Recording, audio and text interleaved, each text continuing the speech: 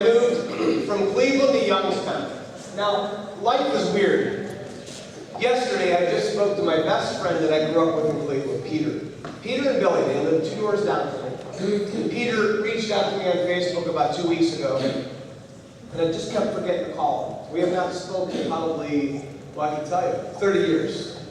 I just spoke to Peter yesterday, and it was just like reliving being in the 2nd grade.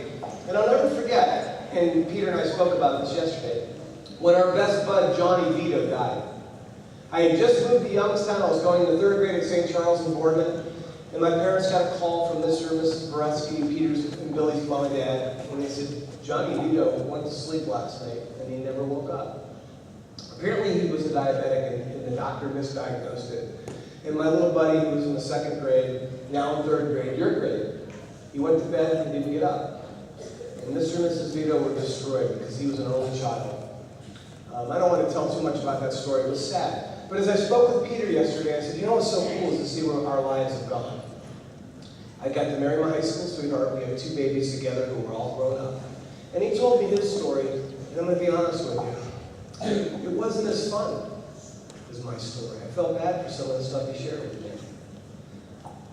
Young people, life is all about choices. Buddy didn't listen. God only knows what disease he contracted from eating all the gum from underneath the railing. Or at least a stomach ache. But see, some of you would make another student's life easier in this building if you would just be nice. Am I telling the truth? Yeah. You should see the adults vehemently going like this. Oh, that's so nice. So my challenge is going to be this morning. Learn to listen. Now, because I want you to learn how to listen, I'm going to show you what I didn't do. I didn't listen. I went to Colorado a few years ago. I'm going back this Sunday. I'm actually going to be going back for a class on public speaking. I'm not kidding. And at first, when I got invited to go, I had this attitude, this chip on my shoulder, like, dude, I know how to speak. And then I realized, wait, I always tell football players, because I speak to a lot of football teams, never settle. You can always get better. So I'm going to go. I'm actually going to show this video to the people who will be my coaches so they understand maybe some of what you're talking about won't even fit with what I'll do when I speak to a kid that's in the 3rd, 4th, 5th grade. I don't know. But I do know this. Colorado, a few years ago, my brother-in-law Ed says, do you want to go for a hike one morning? They're like, oh, yeah, I'd love to walk. He goes, okay, well, bring some extra water, bring some extra food, bring some extra, and he's still, and I went, whoa, wait, what are you talking about? He goes, well, we're going to hike a 14er. And I'm like, okay. And in my mind, I had no idea what a 14er was. So the morning that we went, he said, we should leave at 4:35 o'clock. I'm like, whoa, dude, time out, man. I'd go maybe potty and go back to bed for an hour, but I'm not getting up that early. He goes, well, we're going to climb this thing that's going to take 4 hours. 4 hours? Wait, what are we doing? He goes, we're climbing a 14er. I'm like, okay, still don't know what that is. So we met at the bottom of this peak at around 7:30 in the morning. And I took that picture, but I didn't read it. Anybody relate to that? Yeah. You tell everybody else what they should do, but you don't do it, right? Stop being so mean, you big stupid head. Whoa, right? So I don't read the sign, but I took the picture. Did you see what the sign said? There are no what? Still no clue. And by the way, that last one was the best part. See, guys and ladies, look at me. This morning, when you get tempted to cheat because you didn't study for the test, and now you know if you take the test, you're not going to do well, whose fault is that, really? It's my fault, isn't it? So, yeah, if I don't study, if I don't prepare for a test, and I take the test and fail, it's my fault. So then I think, well, maybe I'll just look over because I know she or he always knows. And we call that cheating, don't we? And you know why cheating hurts you? Because you don't understand what you're learning. And I didn't understand what I was doing. But here it is. We went for a hike. We climbed a 14er. And as soon as I saw my brother-in-law, I started laughing. I said, nice boots. And he goes, you have boots. And I said, I know, but yours look funnier. And he's like, you think this is a joke, don't you? I said, kinda. And then I said, hey, dude, what's with the snow ski sticks? And he goes, those are not snow ski sticks. They're walking sticks. So I'm like, you can't walk without sticks? And he's like, You really don't get this, do you? I'm like, what? I had no clue what I was in for. Can I be respectful to you this morning and say this? You have no clue what you're in for. Life is not fair. Some of you young kids already know it. Some of you would be better off being nicer to your teachers because you have no idea what they're going through. There's teachers, they walk in your classroom and you say, "Good morning, Mr. or Mrs. or Miss," or whatever title you like. "How are you today?" And your teacher goes, "I'm fine, boys and girls. How are you?" "Fine." And you both lied. The teacher's hurting. The principal has days where he probably goes, "I'm in education. Why again?" And most of what I'm saying right now is going right over your head, but here's the point. You know life is already sometimes mean, sometimes unfair, right? So, I'm going to show you that making fun isn't going to help you. It's going to hurt you and the other person. Ed takes us up the path. Already rocks everywhere. I'm thinking to myself, hey, where's all the dirt? There's the sign. There's the warning that I didn't pay attention to. I might as well at this point be behind the sign eating gum because I was not listening, okay? We start up the trail, and before long, we're above the trees. And before long, my bride and my daughter are both going, can't go anymore. Now, how many have ever been to Colorado? Adults or kids? Does the air affect you? Oh yeah. I was winded walking down the hallway of my hotel to get ice, okay? And now we're climbing this 14er. And Susie, she says, just go without me. And I'm like, okay. And I know you think like, oh, you're embellishing the story. That means making it sound better than it was. Watch, because there's a video clip of me in a minute. My son and I stay walking with my brother-in-law, Ed. And at this point, there's no trees. I mean, trees look like dots. And I said to Ed, how much further? Breathing the whole time like that. And Ed says, he didn't have a pointer like I do. He says, you see that white up there? I said, yeah. He says, that's where we're going. I'm like, oh, this is just stupid. Why are we doing this? Then we're going for a walk. Look at me. School is not stupid. I know some of you go, oh, yes it is. Don't forget, I thought it was too. Look at me. But once I grew up and I looked back and I went, oh my gosh, if I could have just been a nicer kid, if I would have just been a more polite, respectful kid to my teachers, if I had just listened. Of course, if I had a teacher who put a mirror in the room and wrote greatness above it, that might have helped. Where's my little girl that gave him that mirror? Where are you? It was you, huh? I gave you my card. Here's why. I wanted you to let your teacher know that you have my business card, because that's very creepy when an adult makes you a little girl. But there's a reason for that. I'm going to tell you something. I'm in the middle of writing a book right now. Not like right now. It's like, how do you write a book and talk to that? In this time of my life, I'm writing a book. And the lady that's helping me write the book, Kathy and I went to grade school together. She says from the 5th grade on, she came to St. Charles. But Kathy's a writer.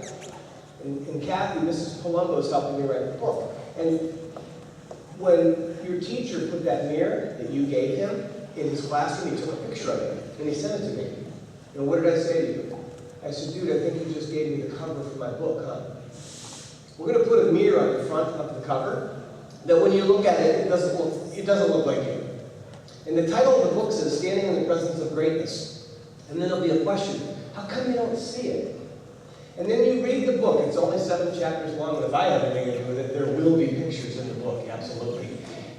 The back of the book, after you read the book, has another mirror.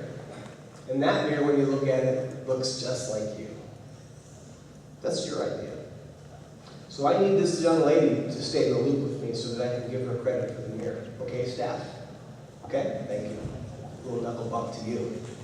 By the way, every one of you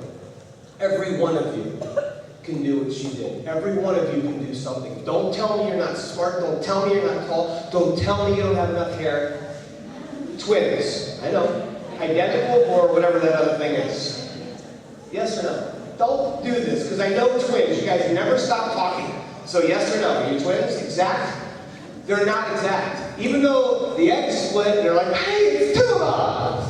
And twins do crazy, funny stuff, man. I have nieces who are twins, and my niece Dina, who's a twin, just had babies, and her girls are twins. And my son David Michael, he's dating a twin. And I said, David, you know when you date one, you get the other, because they're always together. But here's what's cool about these two little ladies, and two little guys, and two little whatever you are. You're not the same. You can finish each other's thoughts. You can just stare at each other and know what the other person's thinking, which really freaks your parents out. But you're still separate. And you're still different. Is that true? So here's what we're going to do. With the few minutes left, I'm going to show you what happened next. I'm walking up this, I keep saying walking. We're hiking, okay? I'm walking and hiking for my life. My brother-in-law was like, la la, and he's using his what? Oh yeah, now I get it. I'm like, oh dear God, I'm taking a pair of walking sticks or renting a pair when we go to Colorado because I get it now. There's a place where I couldn't even walk. I was literally, I'm not lying, I'm literally lifting my legs over rocks because I was so expended, tired. But Ed saw something moving, and I didn't see it. I was just concentrating on breathing and living. And Ed goes, hey, give me your camera. And I'm not lying, I had a backpack on with my camera, and I went, Ed, I can't take my backpack off. Here, man. And I just turned around, and he unzipped my backpack, and he pulled my camera out. He goes, Dave, it's a mountain goat. And I'm thinking, oh shoot, I'm going to get killed today by a mountain goat, and I can't even go away, because I can't breathe. Now I know I keep saying I can't breathe, and you're all looking at me like, I don't understand. For some reason, way up high, the air is thinner. So here's the only good example I can give you. If you were to take your mouth and cover it with duct tape so you couldn't breathe through your mouth, and you took a plug and you shoved it up one nostril, so your mouth is closed, your nose is closed, and all you can breathe out is one little hole. And then I say, come on, boys and girls, we're going to go outside and run 5 100-yard dashes. I don't care what athlete in this room. Look at that guy in the back going, I can do it. You know what? You can do 2 or 3, but on the 4th one, you go, because you got to get oxygen in. I'll pay for that later, I know that. I couldn't breathe. Ed's taking pictures. He's loving every minute of it. I just want to go home. I want to lay down. Here it comes.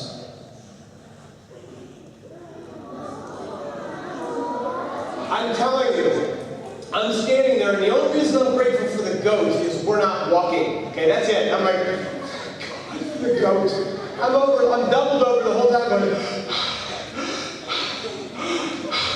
forget the goat. It keeps coming.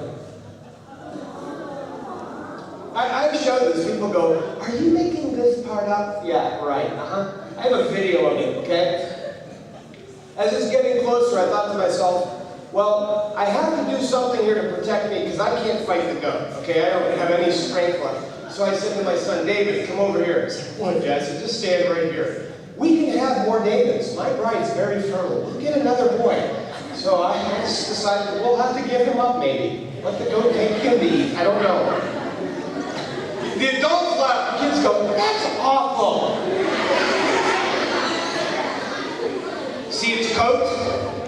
It was all coming off because it was coming in the spring. That was its winter coat. And then there's this video.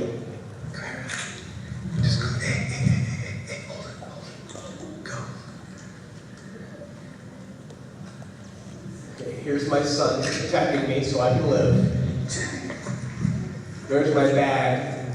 My brother-in-law says, hey, look at the bag. I'm like, for what? He goes, it'll eat it. I'm like, I want to see it eat it. That'll be cool. Look how high up we are. That's unbelievable. Listen to me breathing. Look at the goat, stupid human.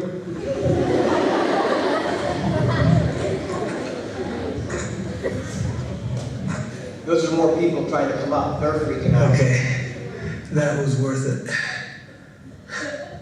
Some might get to the top, but they don't get to that wild. What is that? What was that? I couldn't even process what it was. Mountain goats. That was cool. In less than a week, what is today? Today is Friday, right? You're like, do you know where you are, mister? Hubbard, or Holland, or somewhere with an H. I am going to be trying to do another one of those. But because I've experienced it, I'm going to bring extra water, extra food, extra clothing, and I'm going to take my time, and I'm not going to make fun of Ed's walking sticks because I'll have a pair. And I want you to know something. At this point, I quit. We were right there. This is all rock. It's rock for hours. I used to call this talk, I Hate Rocks. Because I hated rocks the first couple of years I came back from Colorado. I'm like, hate rocks. Because that's all we walked on. But I got to this point, and my son and my brother-in-law said, hey Dave, if you want to stop, it's cool, man. Hey, you want to wait further than the girls? And I'm like, I can't. I got to finish this thing. See, ladies and gentlemen, young people, you could get a better grade. You just have to study more. Watch this crazy question. How many of you have a cell phone? This freaks me out. Yeah, listen to me, look at me, put your hands down, please be quiet as we finish. If I could be king for the day, you would not have a cell phone. Oh, but we have to have it in case of an emergency. Good, then I would get you that button. I fall and I can't get up. Okay, that's the button you'd have. You'd all have one. And it'd send emergency teams to your location, and there's you stuck in a toilet going, there's no toilet paper. That's why I was pressing the button. It's okay. No cell phones for kids. You know why? It's a distraction. Teachers, did I just tell the truth? You should see you. I love the stand, but my neck is killing me. Yeah. I was done. And my son, he's like teared up and goes, Dad, you gotta stop. You're breathing, you're freaking me out. And I said, Dave, would you rather your father quit and live for another day? Or would you rather see your father not quit and die trying? And he's like, man, Dad, I don't know how to answer that. But seriously, dude, I don't want to carry you down if you're dead. That's what I'm thinking. Okay? I just don't want to carry you down the mountain if you're dead. All right? I'm going to have to drag you, and Mom's going to be mad because it's going to bang your head up, and I'm like, you're sick. So he kept going. And there was one other warning at the end of that sign: watch for changing weather conditions, and I wasn't. And people were starting to come down the mountain, and they were screaming, T-storms! And I'm like, and hello to you! Never processed what he was screaming, T-storms. What's T-storm mean? Not a clue. Not a clue. We're still going up. It's now cloudy. This man and his daughter are coming down. And he says to us, you got to come down off the mountain. And I'm like, we haven't built it yet. And the guy goes, you gotta go, you can't stay up there. I'm like, and this little girl looks at me and she goes, oh, mister, don't give up now. You're almost at the top. And in my mind I'm going, shut up. Go away. Go away. She goes, you can do it, mister. I know you can. I'm going, who are you? In my head. And then I realized, oh my gosh, I'm a public speaker. I motivate people, like boys and girls standing in the presence of. Right? Right? And I got some little kid going, don't quit, Mr. Good, don't quit. And she's know my name. So I looked at her and said, hey, honey, where are you guys from? I swear to you, I thought, oh my gosh, this is how it happens. Right before you die, weird stuff happens, like flying and wonders. She goes, are you from Cleveland, Ohio? I'm like, oh my God. Because that's where I was born. I looked at him and I went, I was born in the Parma hospital. He goes, dude, we live in Parma. I'm like, oh no! I'm like, son, this is going to be dragging my dead corpse down the hill, the mountain. And he looks at me and goes, no, seriously though, look at my hair. It's standing straight up. You got to come down. The static electricity's getting really bad up there. And I'm like, kept going. Why? Because when you are oxygen, yeah, the kid's like, Mr. Even, I don't even have to do that. Yeah, well, thank you. When you don't have oxygen for a long period of time, judgments get impaired. Is that a good way to put that? That means you don't think straight. I didn't get the mountain goat. I didn't get the people people running down the mountain screaming T-storms, and I certainly didn't notice his hair standing. But I did give him my business card. And when we got back down, hours later, they were still sitting in a little picnic area, picnicking. And I gave him my card and I said, if you've got a picture of Juan Peak, I'd love to get it, because by the time we got up there, it was all clouds. He goes, yeah, I'll email you. And I said, where'd your daughter go to school? And he told me. Do you know 2 weeks later? And we didn't know it at the time, and I couldn't think straight that day. I was messed up for days after that hike. I was scheduled to speak at her school. Life's really cool. The reason I'm excited to be here today is because I don't know who you're going to become someday. That's why we do what we do with kids, right? We don't see them how they are, we see them how they'll be. Ooh, let me say that again for my adults, so that you remember why you get up on Mondays and go, it starts when they leave, it starts when they come home. We don't see kids how they are, we see kids how they'll be. I told you I was standing in the presence of. Look at me. I mean it with all my heart.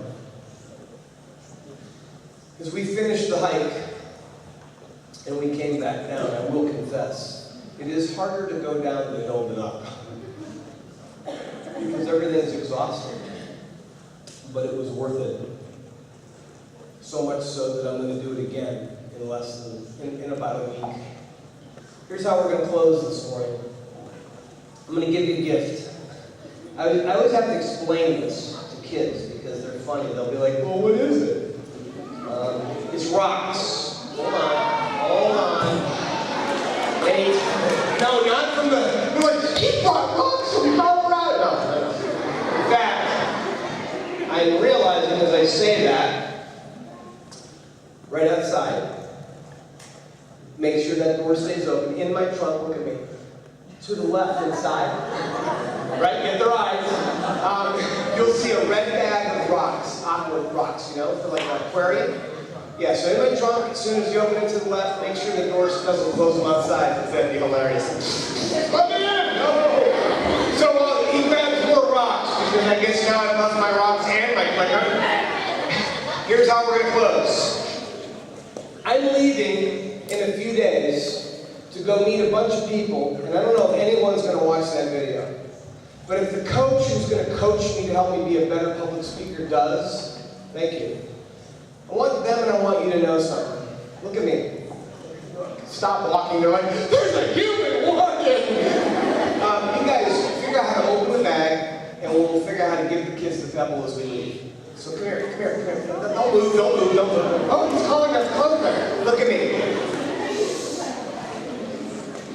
They're still looking up. They're going, they're in the hallway moving. Someday, if you're fortunate enough to live as long as I have, 51 years of age, someday, say someday.